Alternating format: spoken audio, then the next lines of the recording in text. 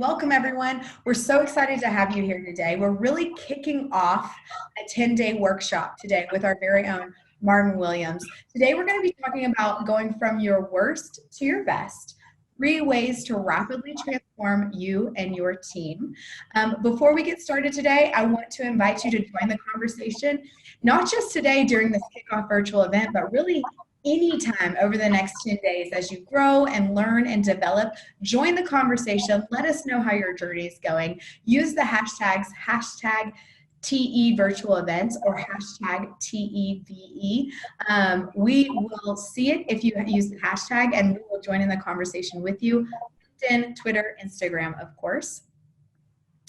Now I want to introduce you to the man of the hour who is going to be leading us through this workshop for the next 10 days. Martyn, if you've been a part of our virtual event workshops, you know what a key asset he is to us here at Thoughtexchange. And anytime we can share him, his valuable learnings, him as a valuable resource to any of you all, it certainly makes us happy. So Martyn is a world record holding extreme expedition leader, the first person to lead expeditions to Everest and the North and South Poles. Can we just take a minute to just think about the gravity of that? That is just incredible. As an entrepreneur, Martyn started the first airline in Antarctica. He also created several adventure travel and health food companies. In the year 2000, he created a 35,000 kilometer human-powered 9-month journey from the North Magnetic Pole to the South Pole with people from around the world, young people from around the world. Martyn then went on to teach enlightenment to monks in India for 7 years. He loves exploring how to discover our ultimate human potential. So if there is anyone who has the credibility to take you from your worst to your best, it is certainly Martyn Williams. Martyn, welcome. We're so excited to have you. Thank you, Angela. Great to see you. Too. I am going to stop sharing my screen. What we're going to do today, guys, really is this is a different kind of virtual event, right, Martyn? This is really a workshop that you're going to be leading all of the attendees through, and this virtual event is just to kick that off. So I just want to walk the attendees through what our agenda is going to be like, and then I'm going to hand it over to you. Does that sound good? Great. Okay, lovely. So first, of course, Martyn's going to walk us through 2 worst to best exchange results before we do our very own as a group, because we want to know what other people are like at their worst and what we're like at our worst as well. Martyn will discuss some tools that we can use to shift ourselves from survival brain to creative brain, and then expanded cognition.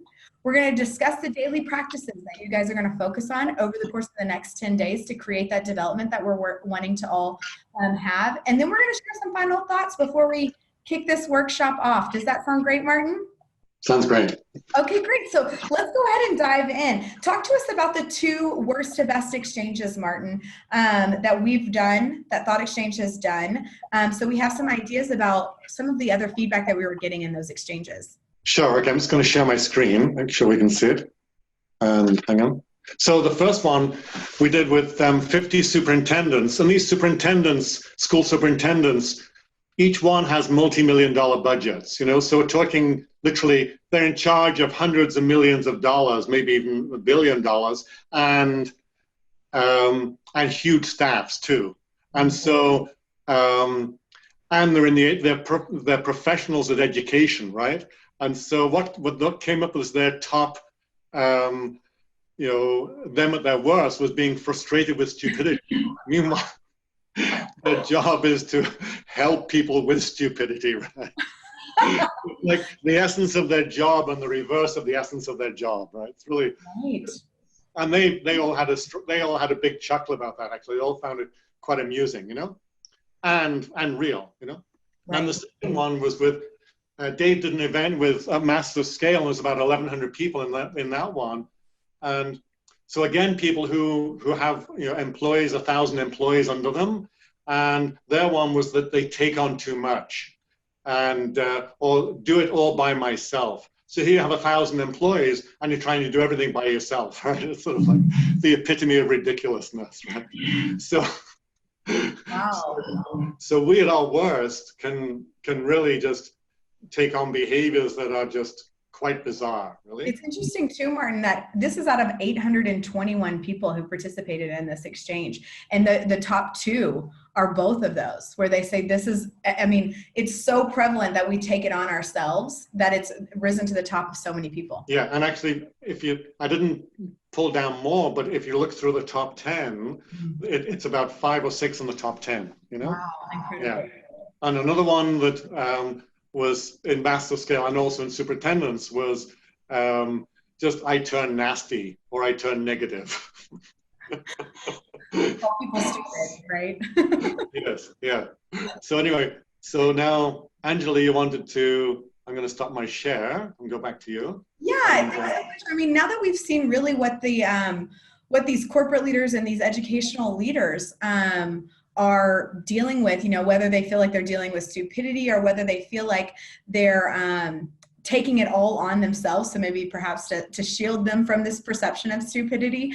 I want to hear what everybody in the audience is feeling like, how they react at their worst. So I want to share the QR code so we can do that. And Amelia is going to drop a link to the exchange here in the chat, and I'm going to share the slide with you so that you can participate. Like I said, before we heard Martyn just share with us how these very large districts, these superintendents with huge staffs, they're dealing with lots of people. What are they like as their worst as a leader? We also heard from people in the corporate space. What are they like as a leader? Well, we want to know as we kick off this virtual event, as we kick off this workshop together, what are you like at your worst as a leader? So like I said, Amelia dropped the link to the exchange in the chat. I have posted the QR code here. If you want to use your mobile device, get in, open your camera, something will pop down, you can click on it, it'll take you right into the exchange so you can share with us how you are as your worst as a leader. Or if you find it easier, you can use thoughtexchange.com/join and use the 9-digit code listed here. So in order for you to participate, I'm gonna need to be quiet. So I'll do that and I'll give you a few minutes to get in there, share, star, and discover.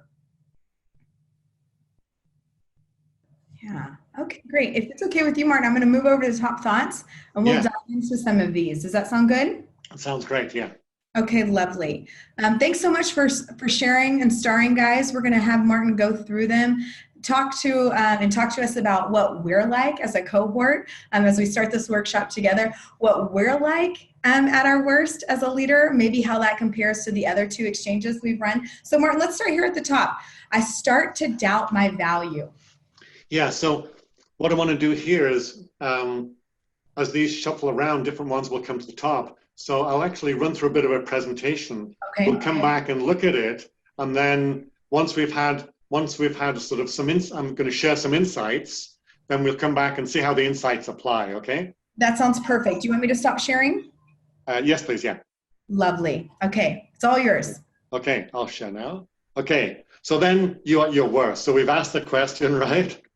And so then the next question is, having seen what they are, sort of, you know, impatient, et cetera, we're going to apply some tools so that we can shift in an hour, right? So we have basically half an hour today, a bit longer than that, and then another half hour over the next 10 days is what I think we can utilize to shift, to catch these. Because the essence really of them, the essence is to catch what they're about, understand them, and then introduce some quick, fast, powerful habits that shift them, okay?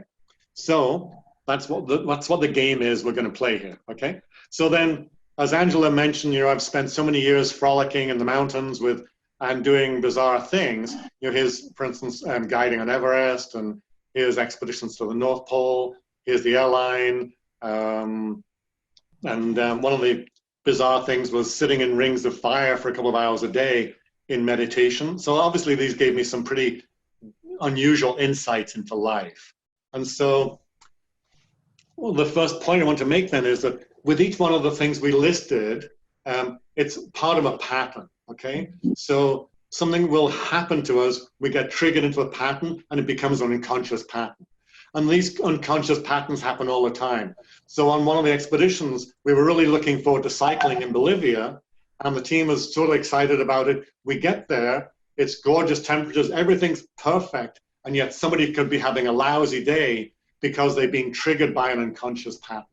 I see. So life is not about, ultimately, it's not about the external, but it's about the internal space, right? And our internal space gets triggered by different things.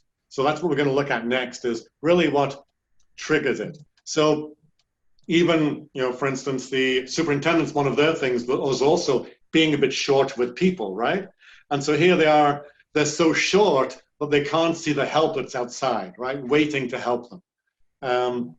So now I want to look at how to understand all this. So one way to look at it is that we have two basic ways of functioning. One is that we're thrown into survival brain, which is fight, flight, or freeze. And then the other one is creative brain, which is much more expansive. So for instance, when we're in an unconscious pattern, we could be in fight, which is every time my daughter says this to me, I fight back. Every time my husband says that, or my boss, I fight, right? Or it could be every time this event happens, I flight. I just, if it's a meeting, I get out the meeting or I become silent. Or freeze, which again is a classic one in meetings. Somebody says something and half the people in the room freeze, right? So we have these automatic unconscious responses, right? And so in survival brain looks for problems out in the world and then to ensure we feel safe, and it's highly protective of us, right? Meanwhile, though, in creative brain, this is when we're on fire, when we're dynamic, when we're enthusiastic. For the athlete, this would be when they're in flow, when they know where the hockey puck is going to be in advance. We know what we're going in a meeting, we know what we're going to say next. It just comes out of our mouth in a very organic way, right? So, and then if we look at, say, time from this perspective, in survival brain, this is when time is a curse. There's never enough of, I'm fighting it. Oh, I just can't, I'm battling all the time with time. That's when we're in survival brain. When we're in creative brain around time is a game we play with. Okay, well, let me see if I can run a little bit faster and beat that clock. Let me see if I can do this task faster and beat the clock. It now becomes something we manipulate, we play with, right? So, and in survival brain, it's a curse, it's a fight. In creative brain, it's a beautiful expression, right?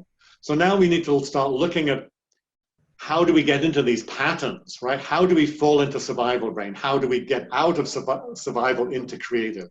So then what we start understanding is that we'll repeat these patterns unless we develop a perspective on them. So that's what we're going to do today, is bring in more perspective. So for instance, this lady sees the aircraft and said, oh, that's a really neat looking car, right? And the problem is, though, she'll get in the aircraft and drive it around on the ground like a car unless she sees the bigger picture. So when we're in a limited cognition, a limited perspective, it's like we have blinders on and we just see, oh, I always respond to this by stress. This always happens to me. So for instance, another limited cognition is I always get stressed by. Anytime we have an always and then a negative, we've got the blinders on and we can't see our way out of it, right? So really the whole idea is that we have to understand our limiting cognitions from what the little exchange we did, and then how do we shift those into something else, right? So we keep on operating them, keep on working forward. So, survival brain, not enough time, right? And what we'll do is we'll repeat these limited cognitions for years. For instance, there's not enough time to listen to people is a classic one. Literally, the CEO who has 1,000 employees and says I have to do the task myself is stuck in this one, right? I don't have enough time to listen to people, which is totally ridiculous, right? So then, whereas the expanded cognition is, oh, I realize that, and actually I enjoy saving time by clearing, listening, and explaining. So can you feel the difference even between, I'll just go back to the last one, there's not enough time to listen to people is so restrictive, right? You can feel a tension in our body, can't we, Angela, you know? Right, absolutely. Whereas we go into this one, I enjoy saving time by clearing, listening. This is playing into our skills, isn't it? This is tapping into our abilities, right? So in the expanded cognition, we tap into our abilities. And it's that playing with time too that you were talking about. That's right, yeah, yeah. So then a couple of examples here. Darren, who Angela and I both know, would tell me that every day he'd come home from work, the kids have made a mess in the house, they're having a great time. He walks in, sees the mess and freaks out, right? And having heard me speak about, limited cognition, expanded cognition, next day he goes home, walks in the house, the house is a mess, the kids are having a great time. His response is totally different. He stands there and goes, oh, isn't this beautiful, right? So literally, when we catch the limited cognition and shift it, it can be an instantaneous shift into a much bigger space. Right? Wow, that's powerful. And then another one, this is Brandon, who Angela also knows.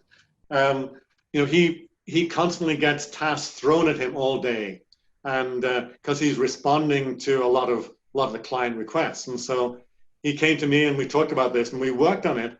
And he says that now in the morning, he just sets up his day by saying, I enjoy sorting. I am really good at sorting and I enjoy it, right? So if something comes in, he goes, oh, let me sort this out. Instead of going into the default, which is no, he goes into, oh, let me use my talents, right? Can I ask you a question, Martyn?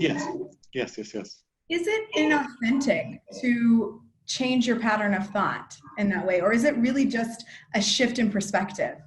Is it inauthentic for Brandon to say, I don't like sorting, I don't like reprioritizing? Or is it really just that he's caught himself in that pattern and now he's reshifting his thought pattern? Can you talk to me a little bit about that? Yeah, sure. Okay. So basically, we can be in both places, right? So in a moment of enthusiasm, we can say, absolutely, I sort great, right? So that's authentic in that moment.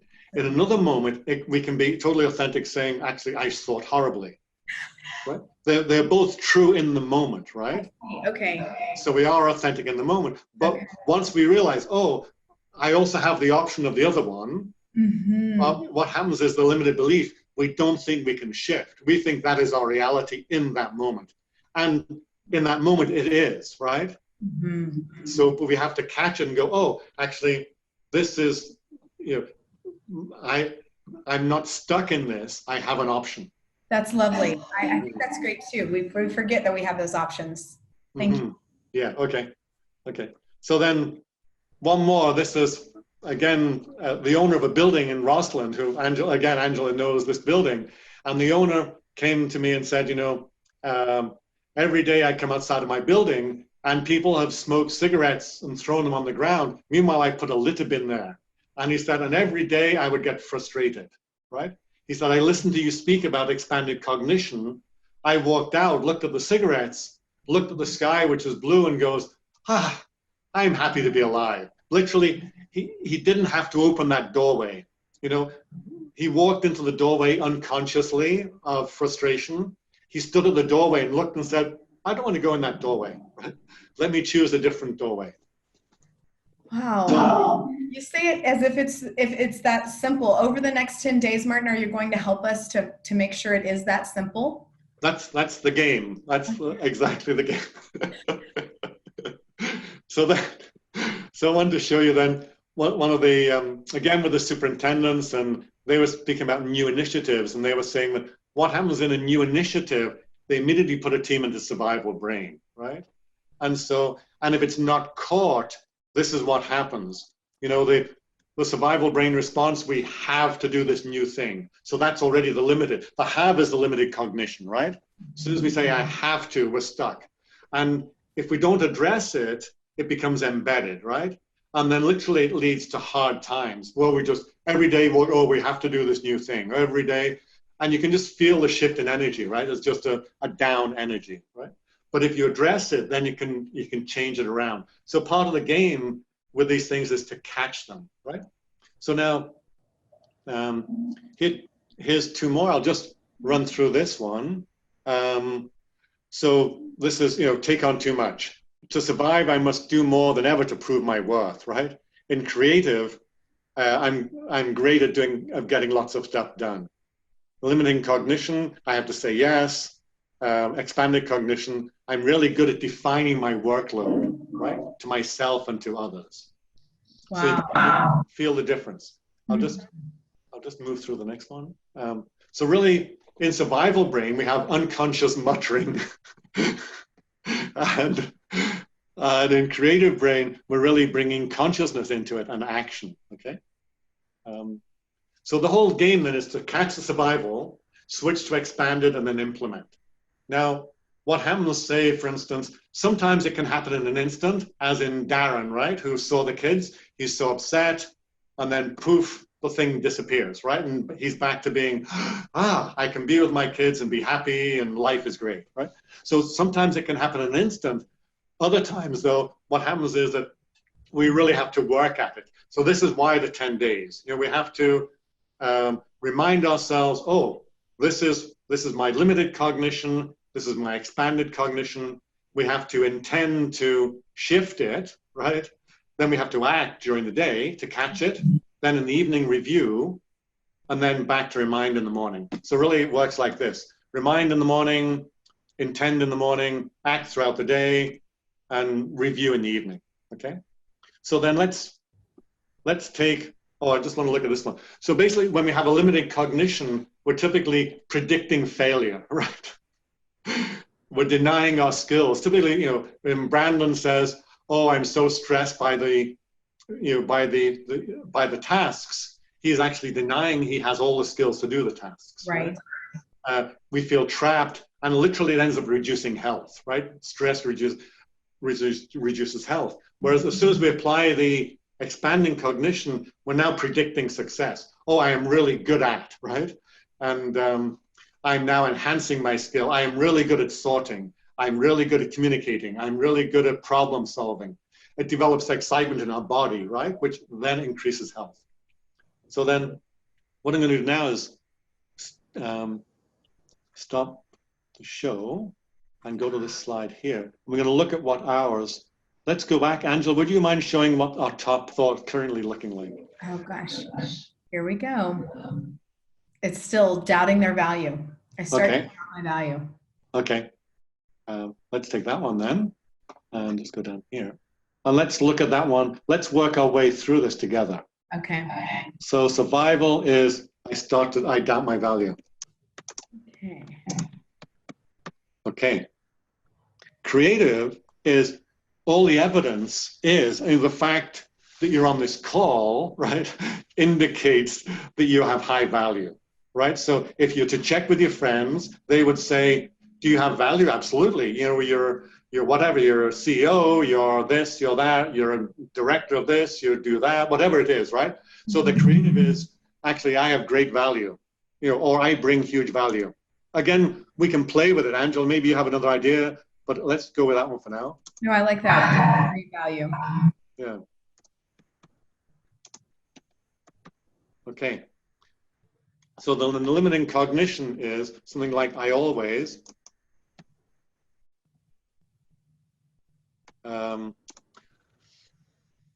I always doubt. It could be I always doubt myself. I always. Yeah. What is even more? What does the doubting lead to? Yeah. Let's go for I always doubt myself. Okay. Okay. And then, so the expanded cognition would be, I'm something like, I'm great. Yeah, I'm thinking with the limited cognition, Martin, like for me, I always doubt myself. It's like, I doubt my value. I doubt that my output is bringing value to the larger group. Ah, okay. That's even better, yeah. At least that's how I read it.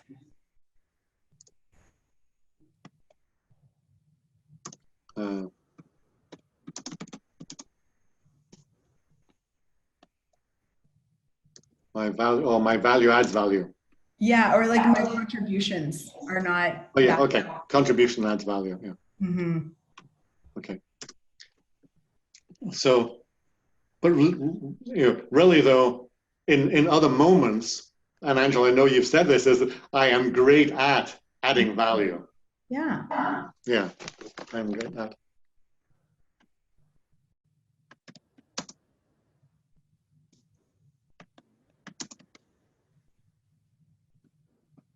Okay, how now then the test then is to look at, when we look at these, let's go back and look at the slide above, which is the predictions, this is the net limited, right? So then is in our, if we go with, say, I'm great at adding value and contribution, can we, does that bring excitement to our body? Let's look at the next one. So is that predicting success? I'm great at adding value and contribution. Or yeah, okay. Does it feel like it enhances our skills? Yeah, I mean, if I go into something thinking that I am bringing value and that my contributions are going to be valuable, whatever my skill is, the baseline of my skills, I'm just enhancing those things. Yeah, it's almost actually it brought up for me. Let me get to work. Let me dive into this. Yeah. Okay. And do you feel excitement in your body when you say it? Let me go back to it again. I'm great at adding value and contribution. Yeah, absolutely. Makes me feel excited. Okay. And can you feel the excitement? Yeah. Would it increase health? Yeah, of course. Okay.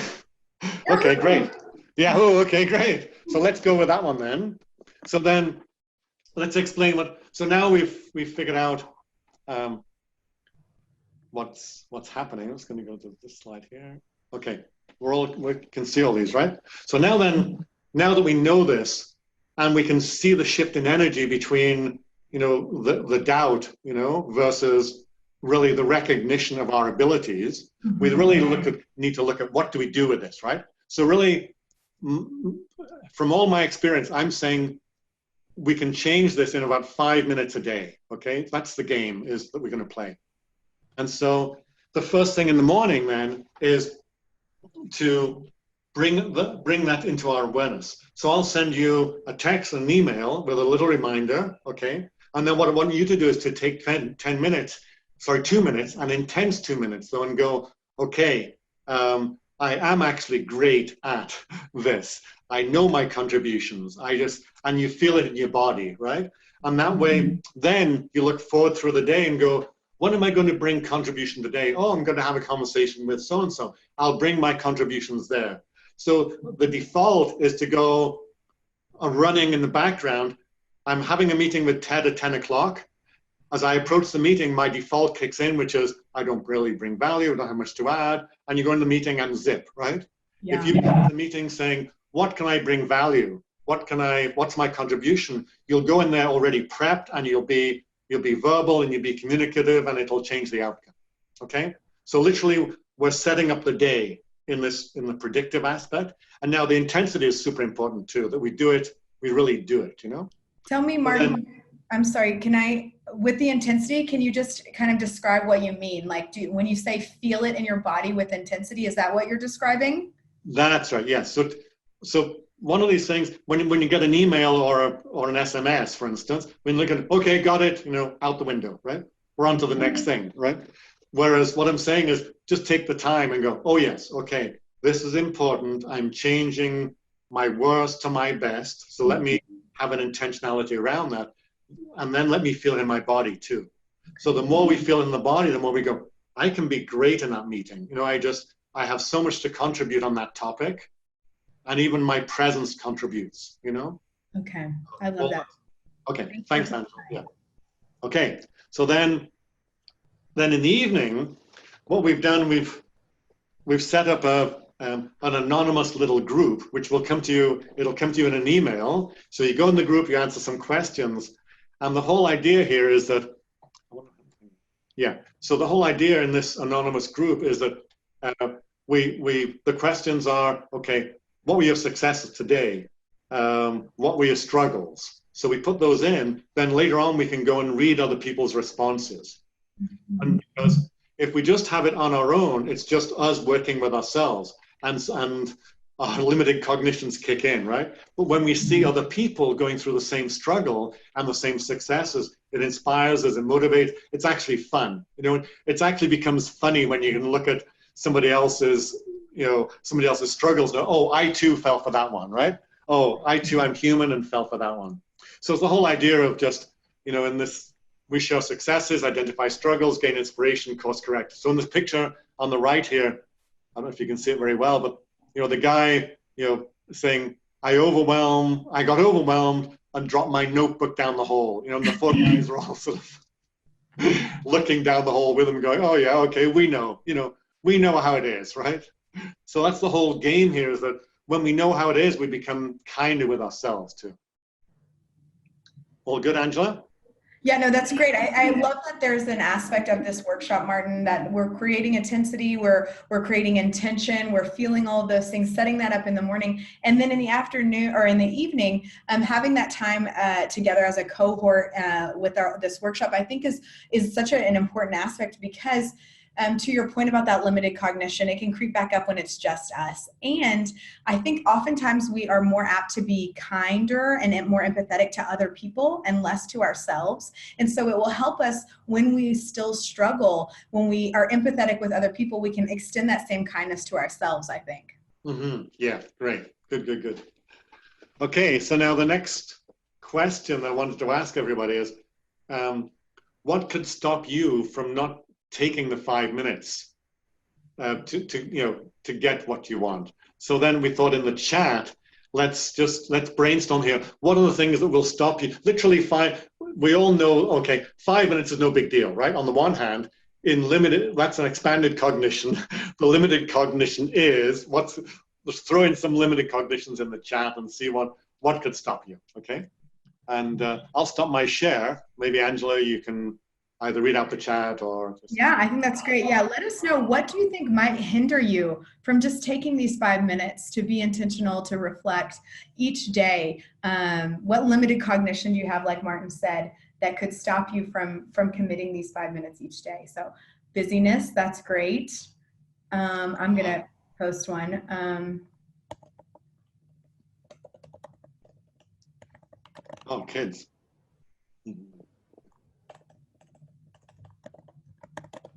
So again, when we get them out in front too, we see, you know, we can then start managing it, right? Yeah. So for each one of these, there's an expanded cognition, isn't there? You know, the busyness one is classic. You know, I'm too busy to move out of worst. I'm too busy to not be my worst self. That's right. And kids. I don't know what would the expanded cognition. Well, actually, again, the expanded cognition there the limited would be kids. I don't have time because my kids, so I'll stay in my pattern. And the expanded would be, hey, if I'm happier and if I'm better at work, my kids will pick up on it too, right? Basically, we're destroying patterns that also affect the kids. You know, like the Darren story, right? The pattern was there, and it was literally affecting his relationship with the kids. This is an interesting one. Feeling down or discouraged, having that be a reason to not move forward. Mm-hmm. Yeah, that's where, again, the group will help with that, but just it's about the limited, you know, so the expanded cognition is, if I do the work, my habit of feeling down will start evaporating. You know, this is, it's not just about the 5 minutes, but it's about the ongoing, you know? Okay. This is great, Martyn. So just to recap, over the next 10 days, this is just our kickoff virtual event. Today we've looked at what we're like when we're at our worst. Martyn has given us some tools and tricks to help us have some rapid state change. And to expand our cognition. He's also set out what the next 10 days are going to look like and how we should be prioritizing those 5 minutes, setting that intention each morning, being reflective with one another in the evening, so that by the end of these 10 days, we'll have broken some of these unconscious patterns. Is that right, Martyn? That's the game. Yes. Okay, so let's play it as a game. You know, let's be lighthearted about it, and let's let's just explore it. And so what you'll get in the morning is a text and a little email, and I'm looking at how to bring humor into it, and so that it's inspiring but also humorous. And then take those 2 minutes, and then in the evening, when you get the form, just fill the form in, and then take the time to go and read other people's responses, and really just enjoy. Oh, that person too fell for that, fell into that trap. I know that trap, because then it starts. Every time we do this, we're moving from unconscious to conscious, right? Mm-hmm. Yeah, and where you bring your consciousness, you can certainly grow. I love that. Mm-hmm. Yeah. And so then the idea is that we're doing this all together, guys, over the next 10 weeks. Like Martyn said, it's going to be fun. We're going to really work on creating our best selves where maybe our worst selves originally were. And then we're going to come together on the 5th, September 5th at 11 a.m. Pacific time. And we're going to all come together and talk about our successes, the insights, the things that we still struggled with, and where we all stand after spending these next 10 days together. Yeah, so this is really it. Is that right, Martyn? Anything else? That's it. Yeah. Also, on the 5th, we'll look at what does this mean for me in a team. Because many of you are leaders of a team. So then it's how do I move this, my insights from this, how do I apply that to me as a team leader? That's great. I really appreciate that you brought that up. You're right, because once we can master it with ourselves, then how do we, I think, extend that to those around us, whether the teams that we're leading or really any small group settings that we're included in. I love that. Okay. Right. Lovely. Okay. Thank you so much for sharing all of this, Martyn. I know I'm certainly excited to spend the next 10 days with you and with all of you in attendance of this workshop. And I'm excited to see how far we've come in 10 days when we get back together on September 5th. And then I'm excited to learn where we go from here, how we extend that to our teams. Amelia posted a link if you want to stick around with an engagement coach, if you have any other questions as far as how to run your own thought exchanges or anything like that. There's a link in the chat to that. Otherwise, all the best luck, guys, as you spend the next 10 days being intentional and reflective. And we're going to do this together, going from our worst to our best. Thank you, Angela. Yeah, I had a really good time. Thanks for hosting this. You did. Yeah. Thanks, Martyn. Okay. Thanks again. Thanks, Amelia. Thanks, everybody.